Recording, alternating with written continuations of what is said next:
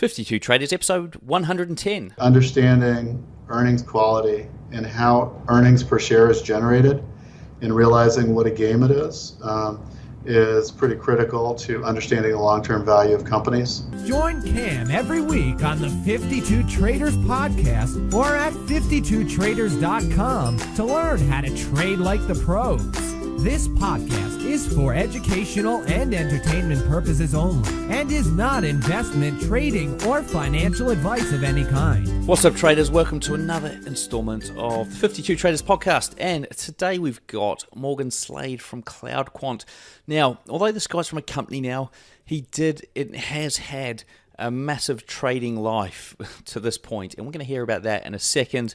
For all you guys who want to hear from somebody who's been in the trenches, behind the scenes, working for these big funds and doing it day in, day out, like what is it that they know that we don't know? What are they doing that we can learn from? And I ask them all these sort of questions to try and find out what exactly it is that these guys are doing differently than us. And it's quite insightful. It's very insightful.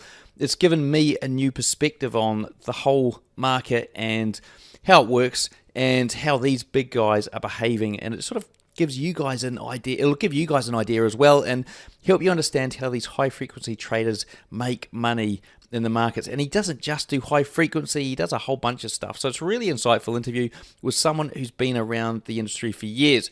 Now, before we get into it, I want to talk about something that happened to me the other day, and I mentioned it on another podcast where we sort of went deep into cryptocurrencies, and I was saying this stuff's getting really hot, and I think it's even heating up even more.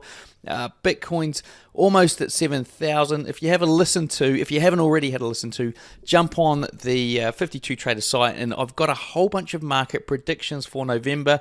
So I just launched that episode before this one, and this is a new thing where we've got market predictions being lobbed in by previous guests of the show, and they're sort of telling you what they think a particular market's going to do over the course of the next month. What we've got there is amazing. There's 13 episodes already.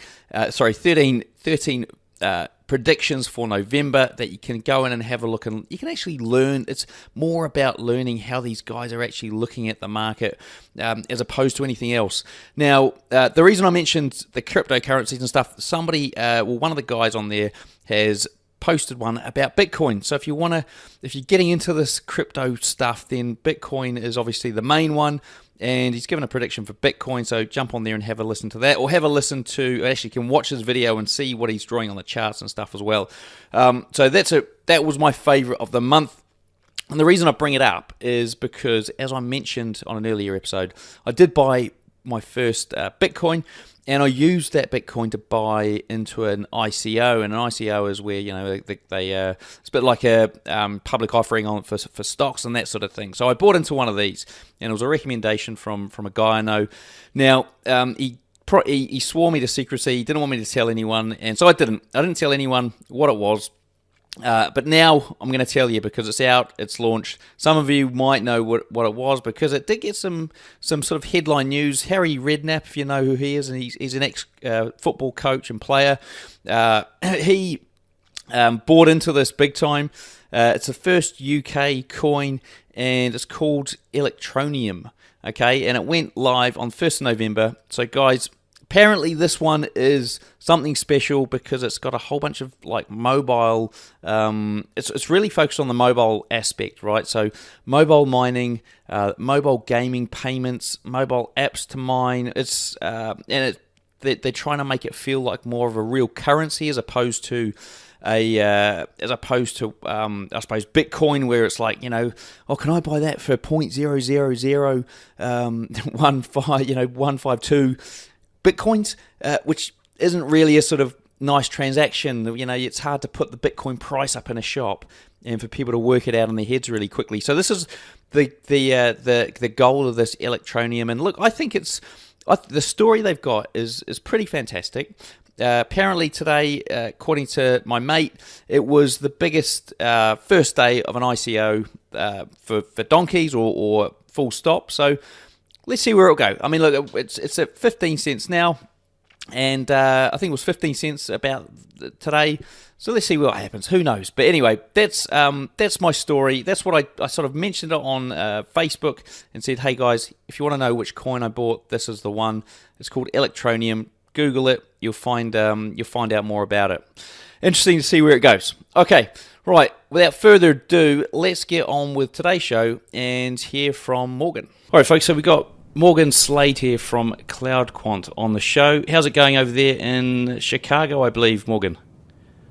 Well, it's kind of quiet and warm, and unusually warm for the fall here. So we're enjoying the weather. How are you guys doing down there? Well, we're sort of heading into summer here, so it's spring's just upon us. Usually, where I live, it's not the flashiest spring, to be honest, but it kicks in sort of when summer kicks, or the weather kicks in sort of halfway through when summer should be. It's very odd. We don't really get that much good weather where I come from, which is Wellington in New Zealand.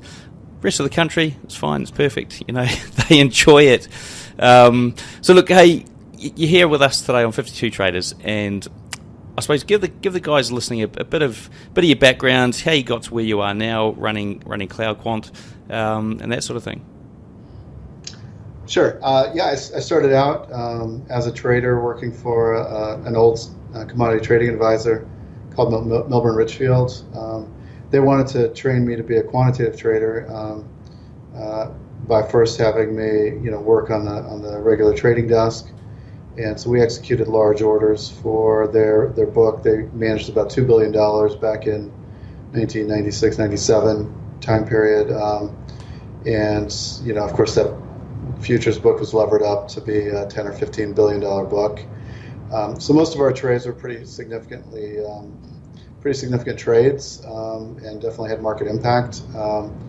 We were quantitatively motivated, so a lot of the decision making on the long-term basis was, in terms of whether it be long or short something, was governed by algorithms that they developed over the previous 35 years. But between the goalposts between close to close, the discretionary traders would kind of take over and manage the execution and decide when to get into a position and when to hold off on getting into it. So the way we measured ourselves was against the closing print on the subsequent day. We would try and beat those benchmarks, and we try and measure our added value versus that. We typically would add or diminish the value by somewhere between a few tens of thousands up to a couple $1 million per trade. So these were pretty important decisions, and we spent a lot of time studying the markets, looking at technical indicators, looking at talking to people on the phone, and trying to figure out what was going to happen for the next 24 hours. So that's where I started, and then I started doing quantitative modeling. When I got off my trading shift, I would do quantitative research, and as time went on, I just kind of went from there and became more and more quantitatively focused as time went on. And ultimately have worked at Merrill Lynch and Citadel Investment Group and a couple of high-frequency market-making firms here in Chicago over the course of the last 20 or some odd years. Cool. And so take us way back to when you first got into this. I mean, how did you stumble into trading in the first place? When I was in school, I was trained as an engineer, and I worked for Intel and Motorola as an engineer, but there were quite a few people from MIT where I went to school who had gone into trading, and it really kind of piqued my interest. I felt like it was exciting and more dynamic than sitting in a cubicle designing microprocessors. So I think for me it was just the excitement level was much higher than those environments, and I always loved learning new things and reading lots of books and learning about the markets. And so when I finished graduate school, I ended up deciding that I'd go to New York and start working in finance. And so that's kind of how I got my start.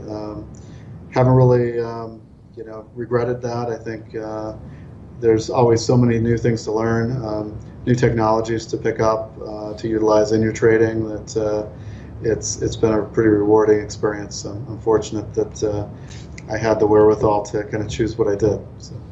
And so those first few years when you were out, I mean, I suppose leaving school or you sort of had that interest initially, I mean, what were the first steps that you took there to start educating yourself, or was it purely like career driven? I'm just going to get a career in this marketplace or in this industry and take it from there?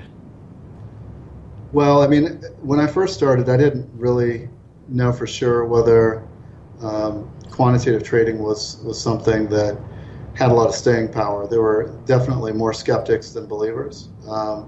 And so going into it, I really just viewed it as trading, and really focused on, trying to get, a beat on what was going on in the market, understand, how the news was impacting price action, and really try and kind of internalize, what the pulse of the market was.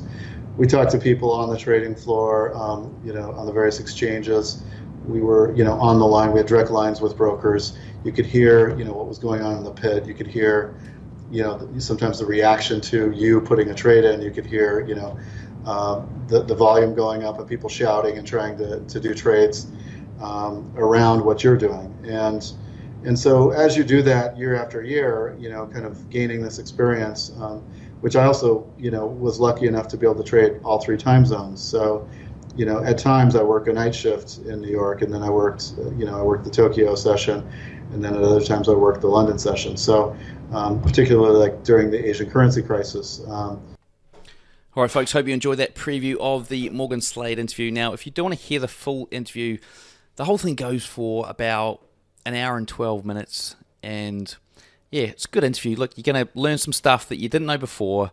I certainly learned a whole lot of stuff from somebody who's sharing years and years worth of experience in this industry, years that we don't have under our belt. And I've pretty much asked all the questions I could think of to try and extract as much as possible from him, to try and give us an idea of somebody who's worked for like big major funds, managed millions and millions of dollars, and also has sort of gotten to the algorithmic trading space with what he does now, high frequency trading.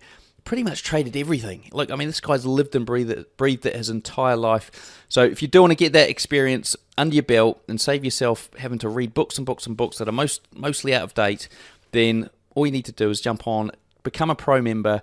It's like, just give it a try. It's $4.97. I mean, $4.97. Give it a try for a month. If you don't like it, then you can always cancel. Okay. All right, guys. So if you want to do that, 52traders.com/pro.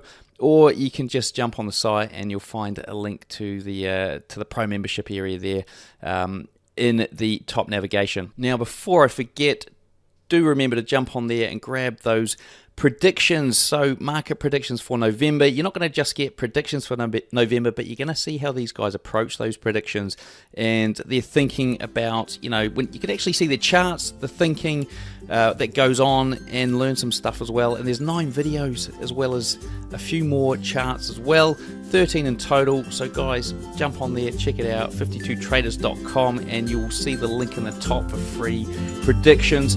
All right then, until next time, see you later.